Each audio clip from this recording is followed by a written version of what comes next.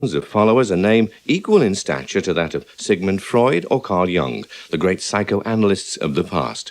Dr. Ellis, his admirers believe, is the greatest therapist of the present.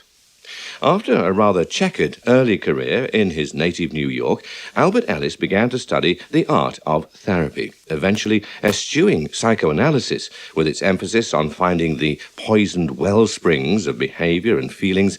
Instead, Dr. Ellis became the founding father of REBT, a form of what's called cognitive behavioral therapy, and which attempts not to find the source of our emotional problems, but to change the way we view and subsequently deal with them.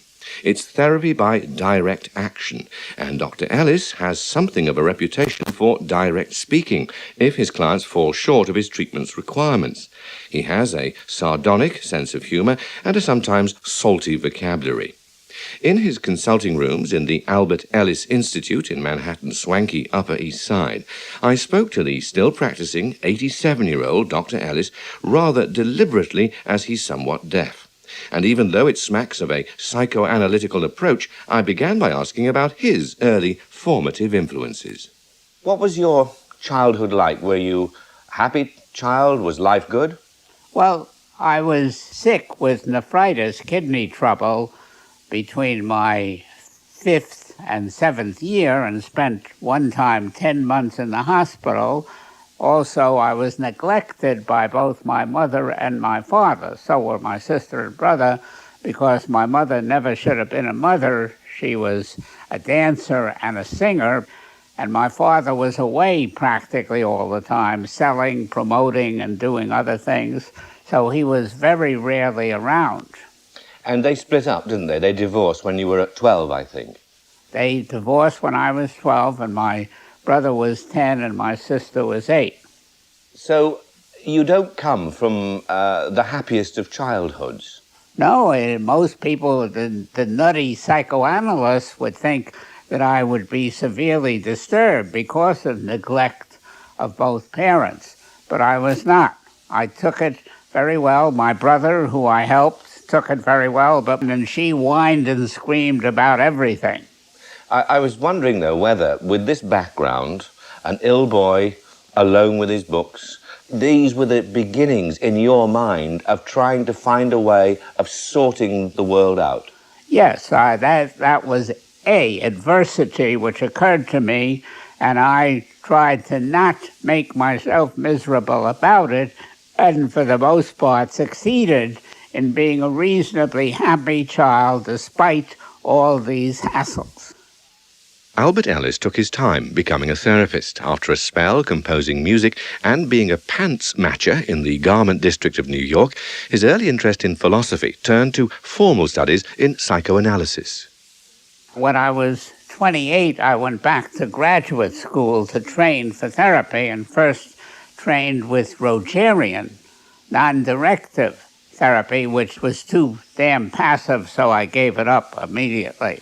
Then I stupidly got analyzed after I got my PhD in 1947 and practiced it for 6 years and found that it intensively went into every irrelevancy under the sun and missed all the philosophic relevancies.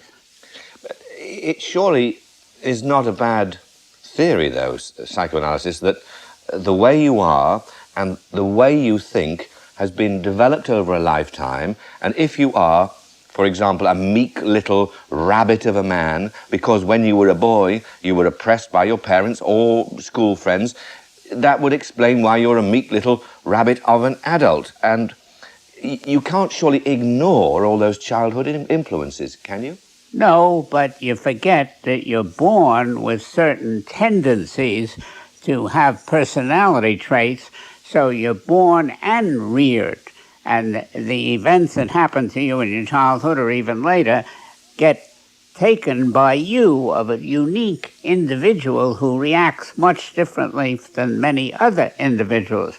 So it's a matter of heredity and environment, And as Epictetus said 2,000 years ago, it's never the things that happen to you that upset you, it's your view of them, your philosophy about them. So it's both and rather than either or.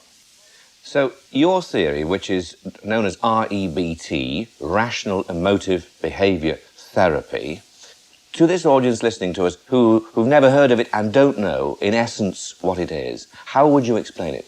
Well, as I said, it starts with the philosophy that you are a constructivist and largely upset and unupset, have the ability to unupset yourself. And then your childhood and adulthood and adolescence happen to you, and out of those events you construct a pattern of how you react to it. So rational emotive behavior therapy shows you how to reconstruct your thinking and your feeling and your behavior, and thereby get to a point where you think and feel and practice differently and take a much different basic philosophy toward the adversities that happen to you, and you stubbornly refuse to upset yourself no matter what happens. So basically it's about helping people to calm down, helping people not to overreact, helping people to put things in perspective. That's right, put them in perspective instead of awfulizing, as I coined a word about it, and making them much worse than they actually are, or when they are very bad, saying that you can't stand them, you can't bear it, and you can't be happy at all, instead of you would be less happy with these adversities that happen to you. Can you give us an example, Dr. Ellis? Yes, the main thing is failure. Most people like to succeed and be loved by others. Those are two basic desires, wishes, preferences almost everybody had. So at A, adversity, you fail and get rejected. And then at C, consequence, you usually feel depressed and anxious about that. Because at B, you have two beliefs. One, I don't like this, I wish it weren't so, what a pain in the arse, to use an English term. That creates sorrow, regret, frustration, and annoyance, which are healthy negative feelings. But then also, you say, I can't stand it, it's awful, it must not be as bad as it is. I should succeed and should be loved by others, absolutely. And if I'm not, I am a turd for acting turdily, as I must not. And then you put yourself down, not merely your behavior down, which may have been bad, uncomfortable, stupid, but you put you down, and then you feel very depressed and anxious. When somebody has come into you who's been very damaged, have you dealt with this, and how have you dealt with it? Well, I have people, for example, who were felt very badly by their mother and father or either one, and including that they were sexually abused. So they said at the time, they were little children, that it's awful, horrible, I'll never be the same again, and they upset themselves. But we say that they're still doing it, still saying that. After all, that's past. Their father and mother may be dead. So they're still telling themselves, it's awful, I can't stand it, how could they do that to me? And therefore they upset themselves forever by continuing to tell themselves irrational things. It should not have happened that way when it did. So they choose misery instead of sorrow, regret, frustration, and real sadness. Isn't it sad that that thing happened to me as a child and other things since that time? So this is an attitude, an outlook, and it's up to us to master it, to dominate it. If you have the right attitude, then it's still very bad. We don't deny that at all, but it doesn't upset you. You choose existentially to upset yourself because of it, and you could choose to feel very sorry and regretful, or not depressed and horrified. But if you're a child and you've been sexually abused by your parent, I mean, what could be worse than that? And why shouldn't someone be haunted by that through their lives? You say it's not as awful as it's possible to get. Well, what's worse than that? Well, first of all, you could be hit and maimed on the head or killed. So there's always things that could be worse. The whole world could come to an end, your whole support group, not only your parents. There would be nobody to help you. But even at the worst, let's suppose the world's coming to an end and you're about to expire. So you have 10 minutes left. Well, you could still use that 10 minutes to enjoy yourself as much as you could and stop whining and screaming, the world's coming to an end, as it shouldn't. Dr. Ellis's consulting room, on the top floor of his eponymous institute, all leather couches and learned tomes, is where he sees his private patients. Because his is a non-profit organization, the fee is a bargain $100 an hour. Clients who turn up full of musts, I must be promoted, I must be loved, are given short shrift. The only thing they must do is listen to the wisdom of Dr. Ellis. I can look them straight in the eye and show them what they're doing to upset themselves right now as well as in the past, and get them to change their thinking, their feeling, and their behaving. But isn't that thereby, an intellectual technique, that it doesn't change the person? They just remember your rules and employ them in future. But there's no basic change going on, only a technique being triggered. Well, there is a basic change, and I used it on myself when I was only 19. And I was scared witless of public speaking. So I read John B. Watson, who desensitized little children to feared animals, and I said, well, if it's good enough for kiddies, it's good enough for me. So I made myself speak in public, no matter how fearful, frightened, horrified I was, and within 7 weeks, I got so good at it, now you can't keep it for 'em. But then I said, what's more important than that? Sex and love, because I lusted after 101 out of 100 females and never spoke to them. I flirted with them in Bronx Botanical Gardens, but never spoke to them. So I said, I gave myself a homework assignment, activity homework. I'd go to the park every day in August when I was off from school, and whenever I saw a woman sitting alone on a park bench, I'd sit next to her and give myself 1 lousy minute to talk to her. If I die, I die. Screw it. So I die. So I did that. I found 130 women sitting alone on the park bench, sat next to all of them, whereupon 30 got up and waltzed away. But that left me an even sample of 100, good for research purposes. So I spoke to all of them about the birds, the bees, the flowers, the trees, their knitting, their reading, etc. And if Fred Skinner, who was then teaching at Indiana University, had known about my exploits, he would have thought I would have got extinguished, because out of 100 women I made 1 date and she didn't show up. So I had 100 rejections in a row, but I found out that nobody vomited it. So I desensitized myself in vivo, alive, in practice, and that's what we do. We do many feeling techniques and many behavioral techniques which psychoanalysis and Rogerian therapy don't have. So what is the worst thing that could happen? Right, point yourself, turn towards it, look straight at it, straight in it, confront it, right. And you will find that it isn't the worst thing that could happen. That's the only way you really find out, to see in practice that nothing terrible happens. It's only a pain in the arse.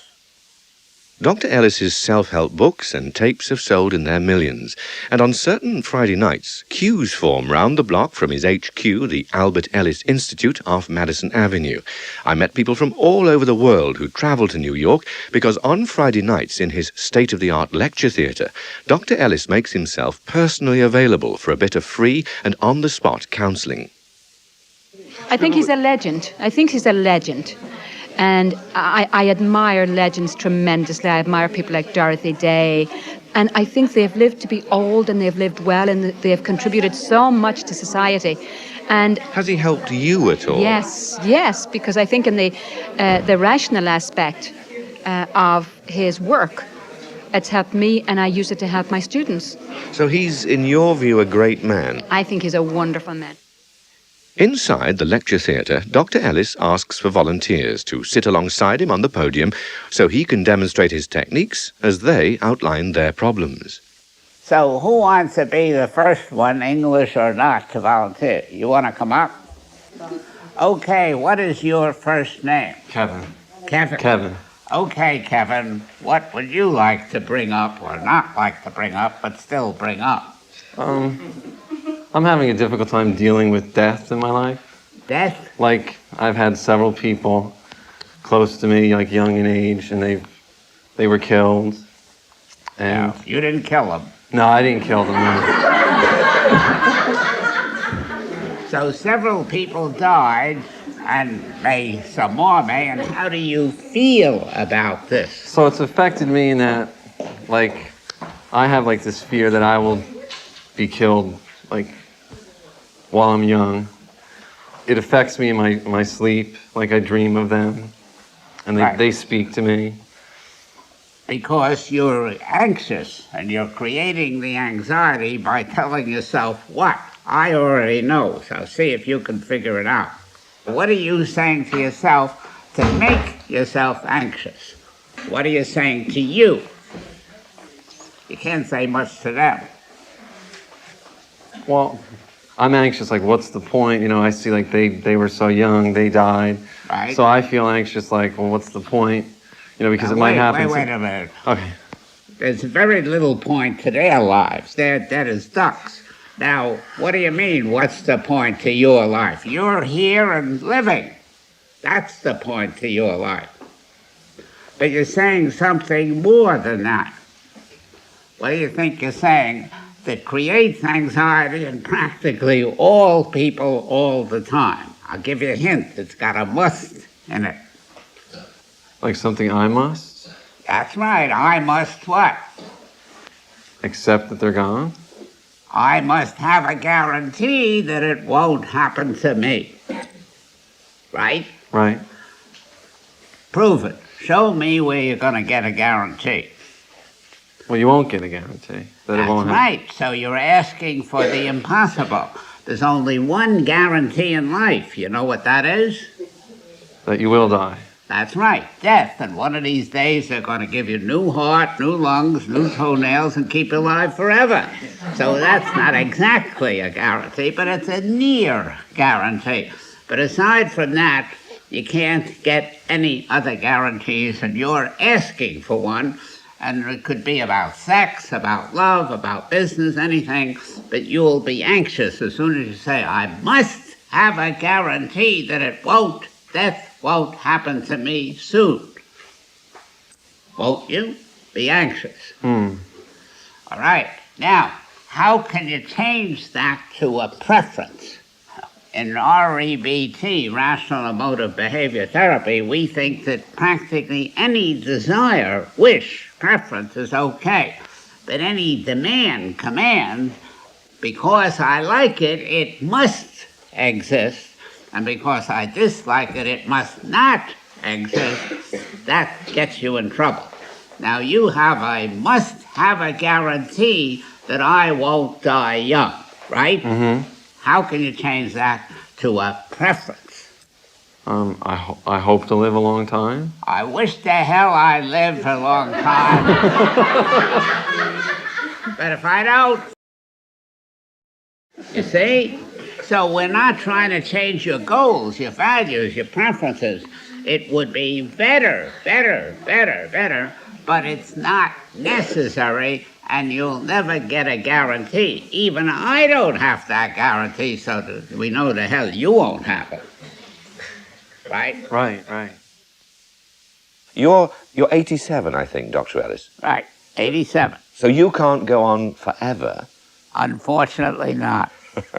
Does this theory help you contemplate the future? Yeah, I wrote about a book called How to Master Your Fear of Flying, which I showed that I was in an airplane once which bumped up and down for an hour, and everybody, including the stewardesses, were green to the gills, but I was the only one who said, look, what could happen? Well, I could die. So I'll die. Too damn bad.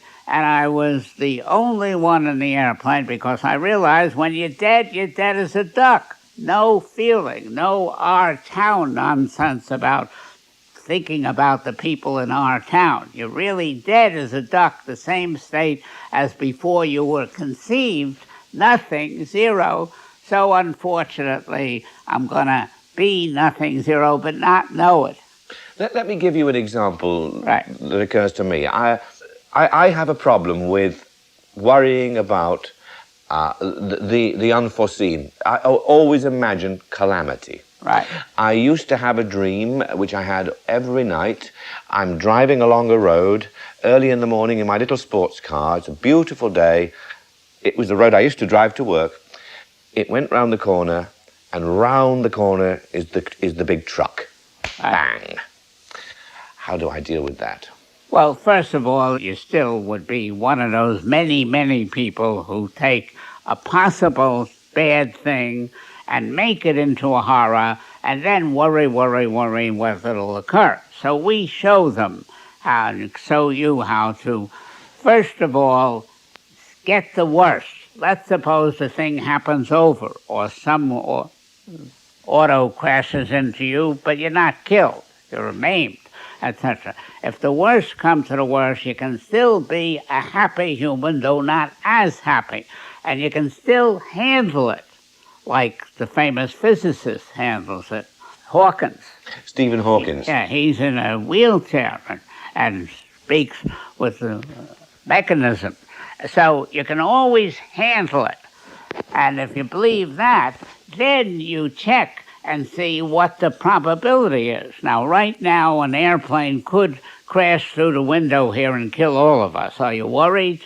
No. Because you're saying there's a very low degree of probability. Therefore, to hell with it, so it crashes. But once you get rid of your horror, your terror, which you create, not the badness, it could get created for you, then you see that it's never terrible or horrible, and if it did occur, you could handle it. Then you see that there's very, very little chance of one of those things happen, and you can't ever get it to zero, because the worst thing, the whole world could blow up. We could get hit by a star and blow up. You're going to live the one life that you do have and live it as happily as you can. But you see, the human instinct is to survive, is Right. to live. And what you're saying is that you've been able to switch your mind in some way to be able to dismiss that. If I die, I die. And I will. Yeah, of course, we all will. But most people couldn't look at it intellectually like that because the whole, I think George Bernard Shaw called it the life force, propels us to want to stay alive and to try to stay alive by whatever means we have. To want, but not to need. You never need what you want, including even life. It's nice, it's preferable, I enjoy it, but I don't need it and it won't go on forever. There have been some criticisms, haven't there, of this technique that it's, unlike some therapies, where the therapist is very supportive and very friendly. Right.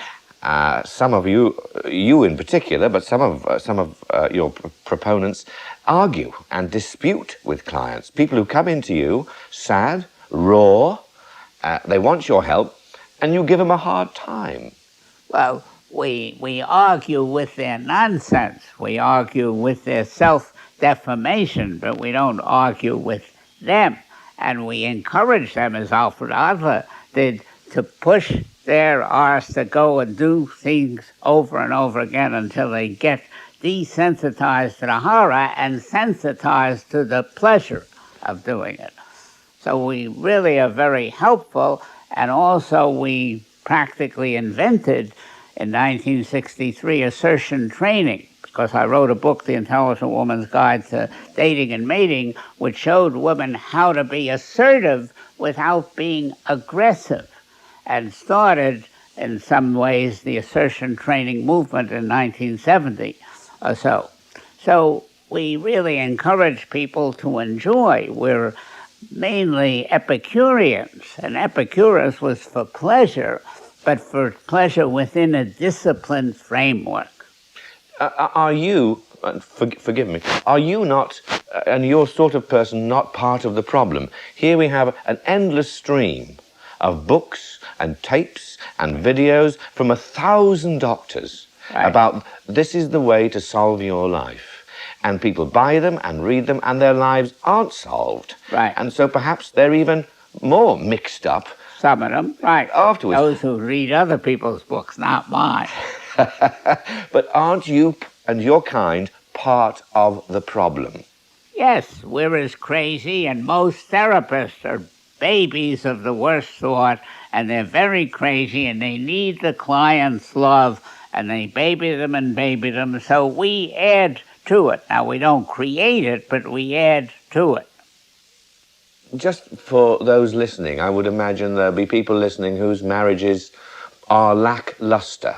You know, they're ordinary, they're boring, they're in a rut. Or there'll be those listening who feel they'd like to have a better job, or they'd like to take responsibility more for life. Right. Broadly, what do you say to them? Well, they can do that if they take risk and know that whatever mistakes they make, whatever failures they make, whatever people do them in and tell them they're no good, that's too bad, but it's not awful, and they are always fallible humans who at worst did the wrong thing, but can always give themselves USA, unconditional self-acceptance. Now, if they get that, then they really got it made. You always accept yourself, never put yourself down, no matter what you do. If you murder a few people, that's too bad. You murdered them, that's wrong. And also unconditional other acceptance, where you accept other humans, but not what they do. You try to correct them and put them away if necessary. So basically, we've said it's a therapy, we've said parts philosophy, it's also Christianity, love thyself. Yeah, love thyself and accept the sinner, but not the sin. Right. So, but the Christians don't follow it. When your techniques teach people how to be braver and stronger and to bear rejection bravely, aren't you teaching them really desensitivity? Aren't you desensitizing them? Aren't you taking away? No, we're getting them to sensitize themselves to pleasure, to constructivism, to problem solving, and to desensitize themselves to horror, terror, etc. So we're using their constructive tendencies, which they're born with, to get them to enjoy much more and be sensitive in the artistic sense, sensitive to art, music, science, rather than sensitive in the emotional sense, meaning, oh my God, I can't stand it, it's awful, it's terrible. And if to give listeners at home an example, you had one piece of advice for them, what one thing could they do to help themselves to be happier, to be less stressed? Well, that's already been done by Reinhold Niebuhr in 1915, a Protestant minister who took other people's views and put them very nicely. Give me the courage to change what I can change, to accept, not to like, what I cannot change, and the wisdom to know the difference. And how long does it take to get somebody cured, as it were? Well, sometimes one session. A man or a woman is mad at their mother or father for 20 years, and I show them that they made themselves angry, even though the parents acted very badly. Where is it written that your father must not have acted that way, and you still... Must happen, that must happen, I must be. So you call that masturbating? Right. Right. Masturbation is evil and pernicious. The beginning of the program was recorded in early summer and was originally due to be broadcast in the week of September the 11th. But the horror of September the 11th at the Twin Towers of the World Trade Center meant that the program was postponed. Dr. Ellis's basic dictum, just ask yourself what's the worst that can happen, had been well and truly overtaken by events. For his fellow New Yorkers, the worst had happened, And so, in the light of that, I spoke with Dr. Ellis again, just 2 weeks ago, to see how his belief in rational behavior could help the traumatized inhabitants of his native city. So what do you say to people in the light of the events of September the 11th?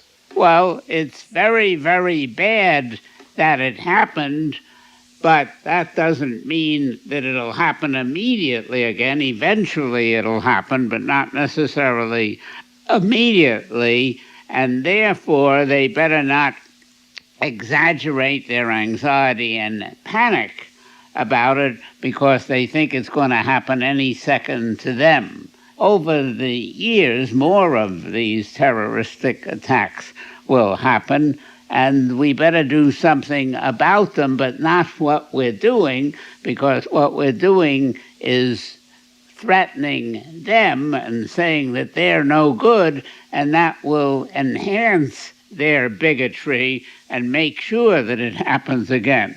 So we have to educate the public, and it's going to take years to unconditionally accept other humans, no matter what other people think and feel and do, but still say that what they did is very, very bad, and we better work something out to prevent it eventually. But in the short run, you can't overlook, surely, the evil in the mind of the terrorist. How do you explain to people the state of the terrorist's mind? It's exactly the same as our state when we condemn them. They're condemning us, humans, Americans and other people, because we disagree with them. So they're entitled not to like our disagreement, but not to damn us globally as humans for having that disagreement. They are evil instead of it is evil, and they're doing exactly the same thing. And if we and they keep this up, it'll go round and round forever. So violence will beget violence will beget violence. And he'd do better, would he, to seek to understand the sinner rather than seek to punish the sin? Yes, he's entitled to his view, and most people, certainly in America, would agree with him that it is very evil, it is immoral, it is bad, but not they are rotten, damnable people for doing it, because that's exactly what they think of us. So what do you tell people who are frightened or grieving or traumatized by this truly fearful event that's happened right in their midst? What do you tell them? We say it's very legitimate, very healthy for them to be very sad, grieving, but not to jump from that to it's awful, terrible, and horrible, and it shouldn't have happened because it's so bad that it shouldn't exist. It did exist, and it does exist, and it may exist again, so you accept the fact that bad things happen to good people, and you wish to hell that they didn't, but it's not horrible and terrible, because that again means it's so bad that it must not be as bad as it is, and it is as bad as it is.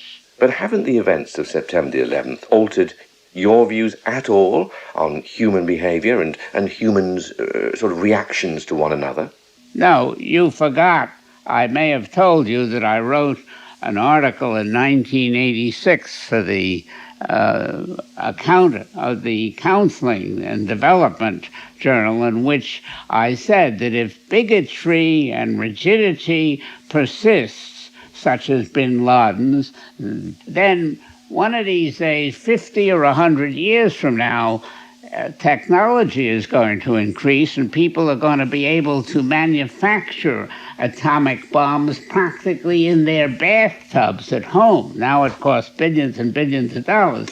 But the few people at that time may decide stupidly, rigidly, bigotedly, damningly to blow up the whole world, including themselves. So that's may happen if damnation, the philosophy of damning other humans for thinking and acting differently from you, continues, as right now it is continue. So the fact that the terrorists killed maybe 4,000 people or so was very, very bad. But it'll be worse 50 or 100 years from now with an atomic holocaust. And that's worse than an airplane crashing in the window and killing both of us, you and me. But you use that phrase to me in our conversation, our original conversation, and it's one I know you use all the time in your counselling sessions. What's the worst that could happen? A plane could fly, you said, into this building and kill us all. It isn't going to happen. And we both accepted at the time that it wasn't. But then on September the 11th, it did happen. You know, with the world watching. 2 planes flew into 2 buildings just downtown from you. No, it's just improbable. Nothing is impossible as far as we know. It's highly improbable, and I use that as an illustration that both of us, despite that possibility, we're not afraid of an airplane crashing in and killing us. And I'm not afraid of the terrorists killing me. I think they will kill lots of people and will kill lots of people in return. But that doesn't mean that it's absolutely the worst, but it's one of the very worst things that can happen. But hasn't calm, rational self-awareness, such as you preach, surely that's gone a bit out of the window in America? I mean, at least at the moment. Temporarily, yes, I would agree with you that mostly, not completely, but it mostly will do much more harm than good that the terrorists have done this and that we will be vindictive in return. Unless we teach the philosophy of tolerance, which again is accept the sinner, but not her or his sins. Ask Albert was presented by John Waite and produced by Susan Mitchell.